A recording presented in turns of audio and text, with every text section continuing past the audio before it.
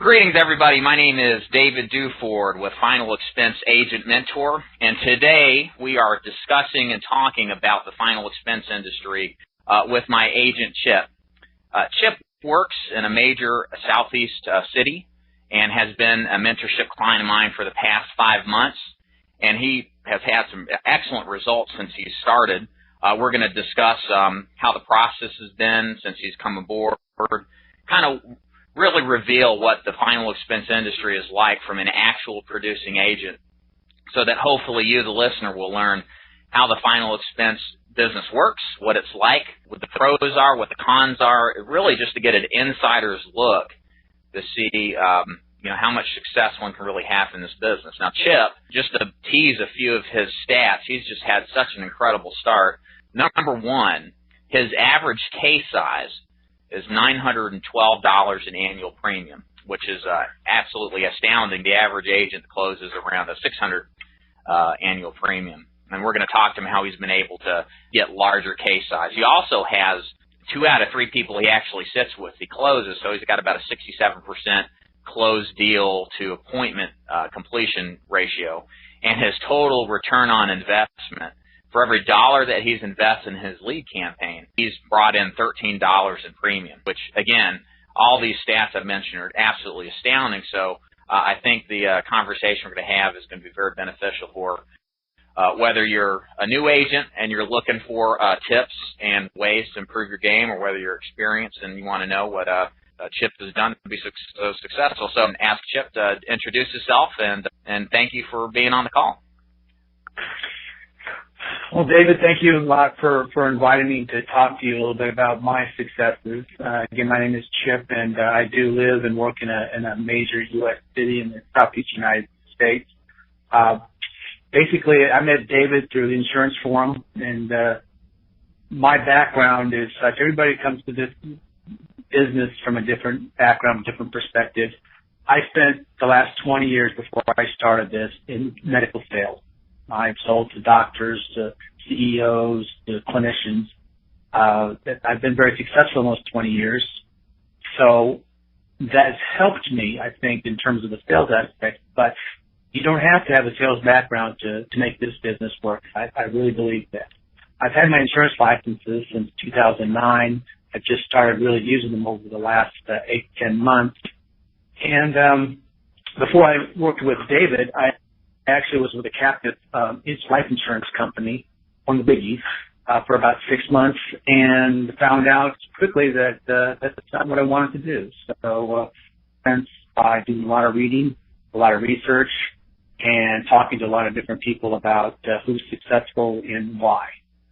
And what piqued your interest after your experience at the captive agency? What caused you to look elsewhere, and why did you feel like you decided to go the final expense route? Because as may or may not our listeners know, working in a captive agency where you sell the top 5% or more of a white collar is much different from the final expense prospects that we see. Well, what got me interested was, first off, with a captive company, you're just that, you're captive. You have to sell the products that they offer.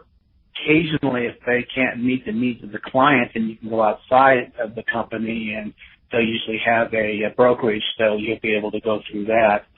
I just found that even though I was dealing with more white-collar people, it was okay, but it wasn't enjoyable.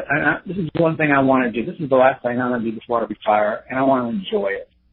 And so being captive, it was okay. There was a lot of support there, but I just didn't click for me. I didn't really like it.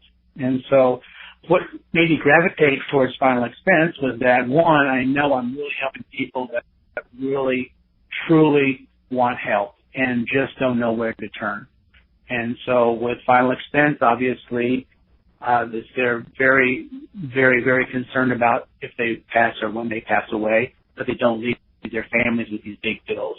And so they're really, really focusing on just being able to help them out when they do pass. And so basically, in this industry, I enjoy helping people. The clientele is much, much different, as we'll get into later on. But I just feel it's very rewarding, and to be quite honest with you, the pay is very good too. So, kind of building on, your decision to go into final expense, of course, that's usually, like you, a lot of agents see other agents as far as their success with it. They see that it's a little different. It's more focused and more of a captive situation. And a lot of people like that because it's a simple business model. It's not easy, but it's straightforward. You sell a group of people that typically are underserved, and you sell them, like you said, something that they really appreciate and are in desire of. Now, typically agents, they decide on the business, and their next decision is, where do I go to learn the business? Because as in anything, you have to learn the specifics on how to sell the product, but not only how to sell it, but what carriers to offer, how to basically work the system. Why did you choose the Final Expense Agent Mentor Program over what else was available to you, Chip? Okay. I just wanted to tack on to the last question. One other thing is that this process versus in a captive agency this is more of a one-and-done deal. You meet them for first time, they're interested, present, show them what they can do with this, close them, and you're out the door. I like that. Other agencies in captive, when you're doing more white collar, you could be working on a project for 2 to 3 months, and because going back and forth between the insurance company and the client. So I just didn't want that. So bottom line is that fee's straightforward. You have a product, you have a client that needs that product, you present that product, and you show the client why they need to get this product, and then they buy it. And that's how simple it is. But getting back to your original question here, I was actually, since 2009, I've been kind of lurking on the insuranceforums.net website, and I enjoy it because you learn a lot of information just by reading other people's posts. Now, granted, everybody's pretty much anonymous there, so you have to take a lot of what they say, somewhat with a grain of salt, but it's still, I think for somebody just starting out, it's a good way to get an overview of all the insurance, not just final expense, but any type of insurance at all. It's on that board. But when I decided to focus in on final expense, I obviously spent time on the final expense portion of that board, and I was looking for people who I thought were very successful. And basically, I want to emulate success. To me, that's the key ingredient to being successful, is to imitate somebody who is successful. So that was my number one focus in on that. And to be honest with you, David, I saw a lot of different people, and I talked to a lot of different people, but your name kept popping up over and over again as somebody who's been very successful with final expense. And I read more about you, and then, of course, we traded emails for a while there, and then we chatted on the phone this past summer, and you were straight up with me. You said, Chip, this is nothing like you've ever done before, so understand that it's a good business. You can make a lot of money. You can be very successful. It can be very rewarding, but it's not your normal insurance sale. So going in, you were very straight up with me on that, and I appreciated that. The second thing about what I liked about your approach was that you were consultative.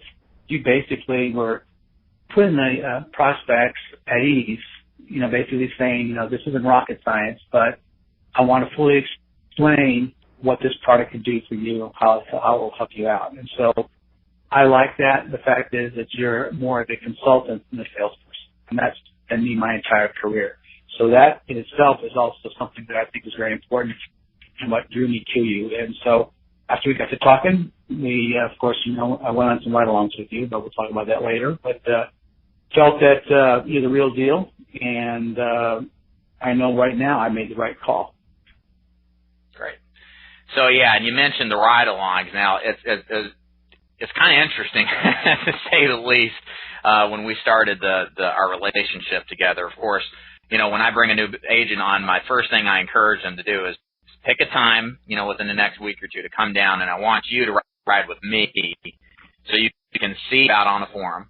And it's another thing to actually see it in person. And in my opinion, that's where all the learning really occurs. In my opinion, I think our ride-along was in some ways, I wouldn't say demoralizing, but why don't you go ahead and tell everybody how the first couple of days ride-along was for you and kind of what your initial thoughts were. Well, when I was with a captive agency, we wore coat and ties. to all our meetings. Well, of course, with final expense, you don't do that. You wear, slacks and a polo, things like that, but it's very casual because obviously you don't want to intimidate, or maybe they may think you're putting them down because you dress very nicely, and they're probably not.